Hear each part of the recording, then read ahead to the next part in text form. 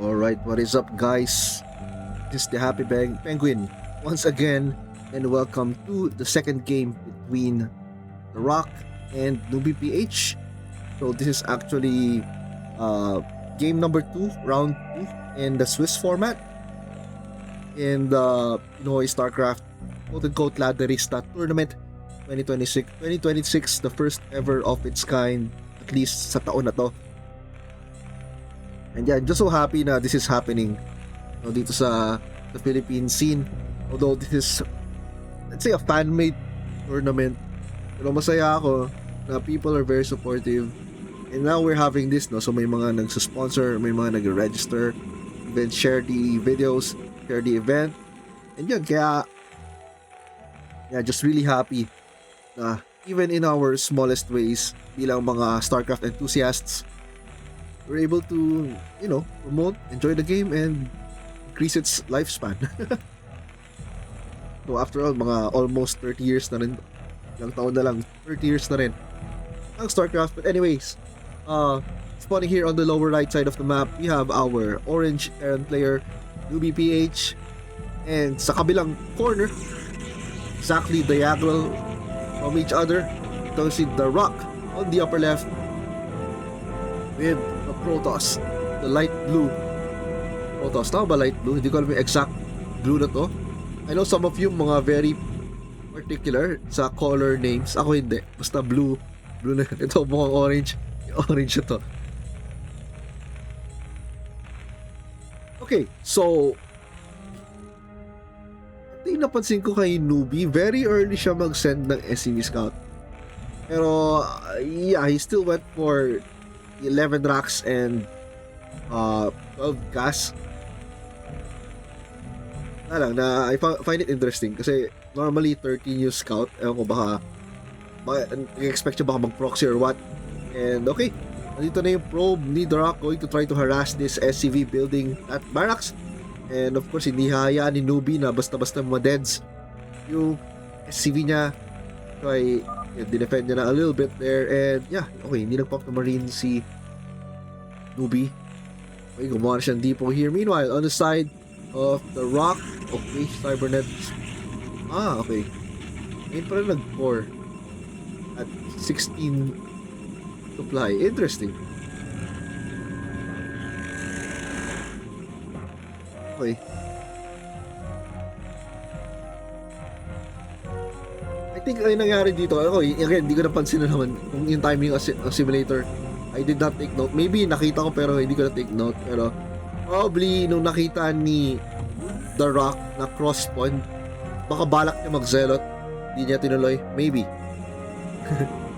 That's why na late yung 4. So alright, it's looking like a factory expand. So you can see one gas, one SCV lang ang nagmamine sa gas. And yan, isang marine trying to shoo away that one probe scout from The Rock. Meanwhile, Newbie, okay, sees everything what The Rock is doing right now. So looks like mag-expand si The Rock. Hindi pa siya nag-send ng probe dito. It's already 23 supply. Looks like 23 next. Okay, hindi. Instead built pylon first for the Nexus. Kaya yun, I find yung mga sarili lang alterations, no, very interesting. Okay. Finally, Nexus, no? So it's later than usual. Normally, at least sa 23 next, inuna yung Nexus for this pylon here, then before Robo. But yeah, I guess everything's turning out well naman for The Rock. Meanwhile, si Newbie with that vulture out, going to try to see if he could get in maybe sa base ni The Rock. May dragoon na nakaabang, so that's gonna damage yung vulture, and this could hindi makakatapos yung vulture na to unless out of position yung dragoon for some reason. This one vulture could be very very deadly if pinabayaan mo lang to harass your mineral line.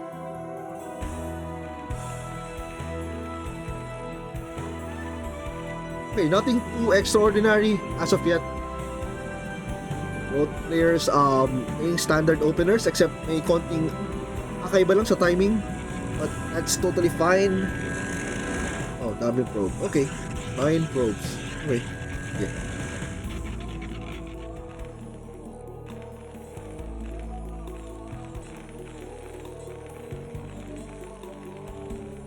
Yeah, wala masyadong cratings. Okay. Vulture just laid the mines. Looks like the rock wants to chase down that vulture. Wow, that confidence. Oh. Okay, ngayon medyo delikado ang matras. So, I guess, look at that, no? So, talagang binantay ni the rock. Paano niya i-retreat yung dragoons. Hindi niya basta ni-right click randomly. So, binalikan niya yung same path kung saan siya dumaan. Which is very, very smart. Hindi ko alam kung sinadya yun or accidental, but sinadya yun, that's amazing.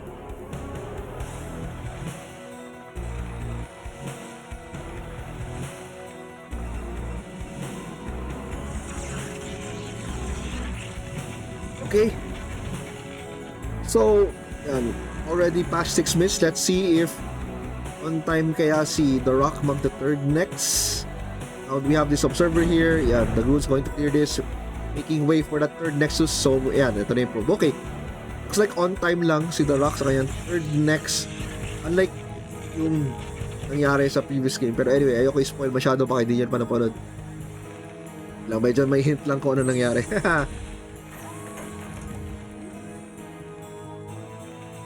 The speed being researched by newbie.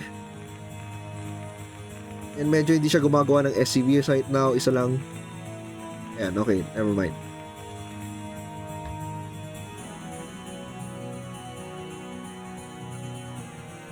By the way, this map is Attitude. Ang pangalan na map. It's almost similar to Polypoid na may third mineral only. Except wala siyang high ground. Diba? Parang Polypoid, no? Except hindi lang to high ground. Similar, pero hindi naman ibig sabihin, no? Exact replica, may konting ano lang. Meron namang mga significant changes and significant advantages over dun sa Polypoid na map. And parang ano nga this feels like a Terran map. Not sure kung ano yung statistics ng map na to right now, but surely feels like a Terran map. And yan na, okay, Vulture is going to try to sneak in kaso dami units dito. These Vultures will just die, yeah. And that's a very, very fast third command center by newbie, wow.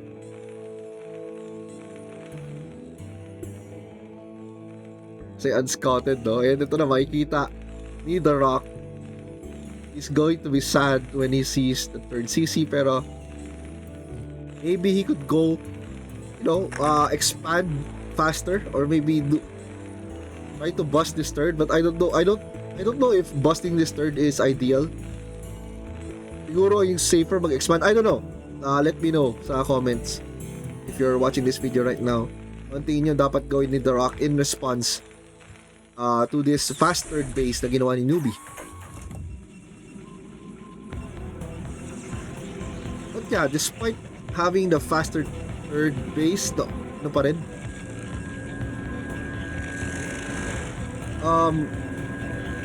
Ahead pa rin si The Rock sa probe, sa worker count. Ano lang, hindi lang nagpo-produce si newbie right now. Okay. So these Vultures trying to see if they can get any damage done. Pero napansin ni The Rock ang movement dito sa left side. And these Vultures are going to try to run and sneak a few. Wait. 3 probes. Or okay, 5 probes. Decent, I guess. Total nakapag-mines, I guess. Nagawa na ng Vulture yung kuha na niya yung value from the Vulture. If nakapag-mines yun, hindi ko na-check kanina. Pero yeah. So, at least from 9 worker lead or 7 worker lead, 4 na lang ang worker advantage ni The Rock. So, I guess, okay rin ang move na ginawa ni newbie na yun para medyo ma-even out in workers. Ngayon, okay, 3 na lang yung gap. Workers, pero hindi nagpa-pump ng SCV si newbie, so baka lumayo ang gap. But anyway,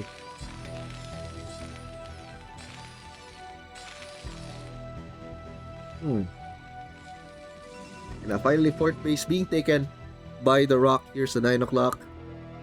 And ito na siya. Mag-aabangers na yung mga Protoss army. Or maybe try to set up for a bust. May vision ba si Newbie? Meron siyang vision with this turret and mine. So kita niya, okay, dito ang army ni The Rock right now. He has to be prepared anytime for any assault. Kaso I don't think na pwede mo bust with The Rock. This looks like a Dragoon suicide mission. And yeah, ito yung okay. I agree sa decision ni The Rock. Atras na lang. And there's no way you can bust this. Lalo ano na. Ito ko daming tanks.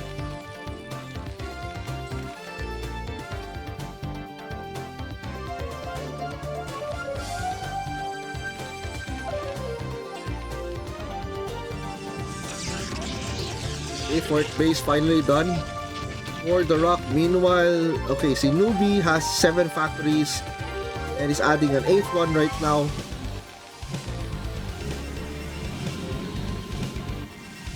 And dahil dyan, The Rock needs to respond with adding more gateways. Dapat nasa at least 10. 1, 2, 3, 4, 5, 6, 7, 8, 9. Yeah. Pero para may nagsabi sa isang Protoss player kung ilang factories ng Terran dapat yung gateways mo plus 2. So, if 8 factories, dapat nasa 10 at least yung minimum. Ang tingin ko lang, no, it's maybe because of the nature of the Terran units being able to trade more efficiently than Protoss, and Protoss kinda has to swarm the opponent. Marami talaga units ang matatapon when you try to assault the Terran army. They need to pump more, outproduce Terran every time. And yan na, okay. Let's see, just looks like ano ba to? Reposition or going for an attack? Let's see anong balak ni Newbie. Medyo pantay sila sa supply. Okay, ahead si Newbie. That's actually very scary for the Protoss. Ano nangyayari dito? Okay, looks like he's planning for a move out. Saan yung dinadal army ko eh? Nakaklamp lang dito, ang weird. Ganon din si Rock just maneuvering his army to be hoping siya makakatcha ng any vultures roaming around. A scan has been used. It's time to look for the army. Oh, Forge, okay. Forge. Ay, ito na. There's the clash. 0-0 upgrades versus +1 from Rock. This is a very scary army kahit wala pang upgrades.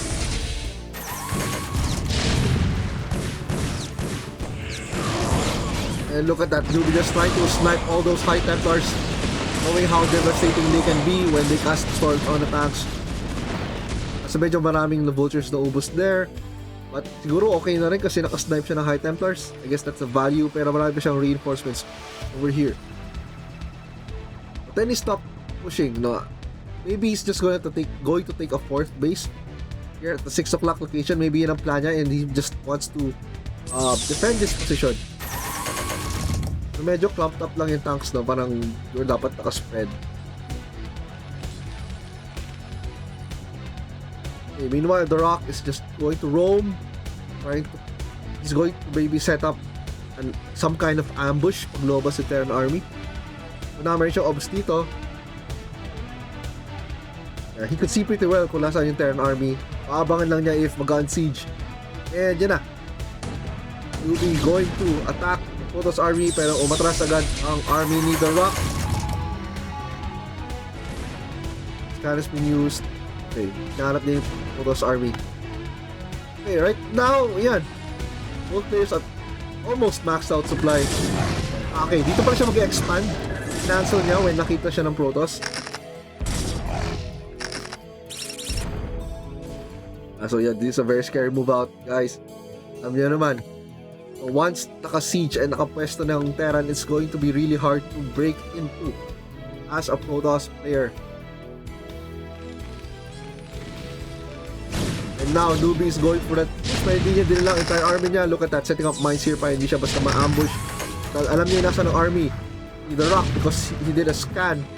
And, you know, ito very well barricaded yung kanyang mineral-only expansion. So, yeah, it's going to be hard for The Rock here to break into this location. Now, The Rock is going to try kill these tanks na nakalabas na far too forward from the base. While Newbie is just killing his third and fourth base ni The Rock. The fifth base being taken on the upper right, pero this is looking bad for The Rock right now. Now this entire army ni The Rock here will just get decimated by these defending units at home ni Newbie PH. So right now, The Rock just lost 2 bases. Traded army para lugi si The Rock dito. Now Zealots are going to try to clear these tanks. Naku po, daming probes na nakita nyo. Up probes, just popping like that, being blasted. Okay, looks like these tanks will get cleared, kaso at the cost of what? Losing 2 bases. Yeah, and now look at the supply. 89 supply, 90, less than 100 supply versus 122. Looking very favorable. The Newbie, despite 0 upgrades lang, hindi niya ginalaw yung armor niya.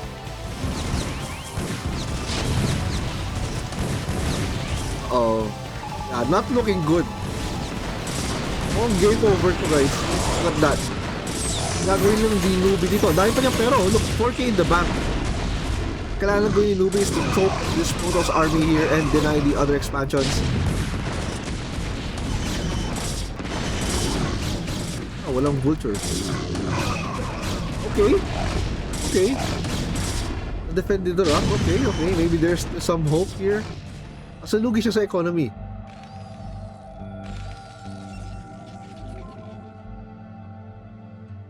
Okay, probes being transferred here on the upper right.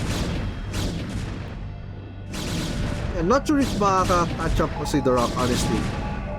And now, 4th base being retaken by Newbie PH dito sa 3 o'clock.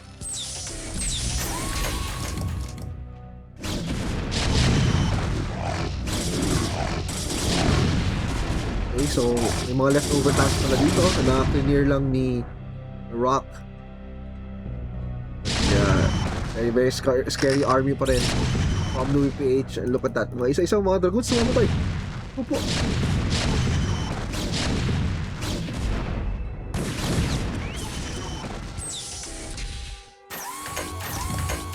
And more units are being rallied, going towards the direction of base ni The Rock. This scan is being used. Let's see saan siya nag-scan. Okay, looking for the army. Looking for the Protoss army. Okay, fifth base being taken here kasi may observer, but hindi rin naman mo-push ni The Rock as of now. Needs a way to deal with this Terran army ni Newbie PH.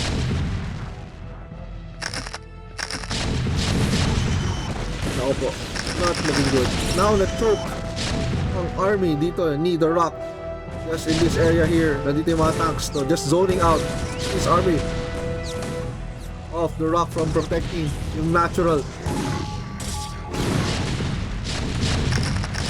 Okay, The Rock is going for it. Kaso, wala. This Protoss army is just gonna melt. Look at that. Just see those blue juice from these lagoons. And mukhang that's already game over, mga kapatid. The Rock just losing all his units there.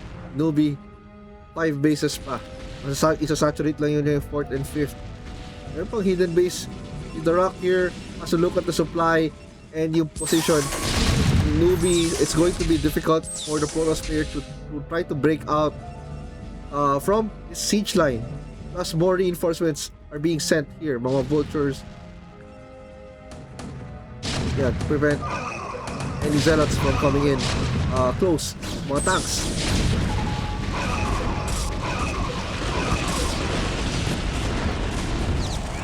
Okay, that was a good storm. So, ang dami namatay na tanks. Yeah, good storm. So, yeah, dami pa rin Terran units.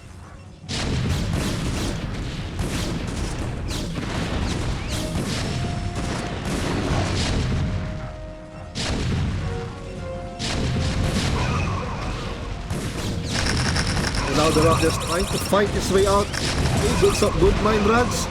Doing some tanks. Okay, talagang gusto ni The Rock kawala dito from the contain na ginawa ng newbie.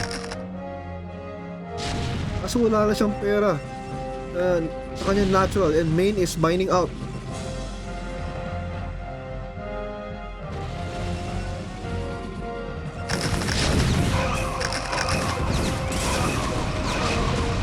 Wala na. And that's GG, guys. So malamang nag-type ng GG, hindi lang nag-reflect sa replay. But yeah, so that's game number 2 between The Rock and Newbie PH. So yeah, Newbie PH wins this best of 3. So once again, thank you guys for supporting this channel. Thank you for supporting Pinoy StarCraft Adrista Tournament 2026, and see you around live on streams at Twitch, SCPH Space Happy Penguin, or just dito lang sa YouTube, or around the community sa Facebook group and wherever. So yeah, thank you for your support and see you around.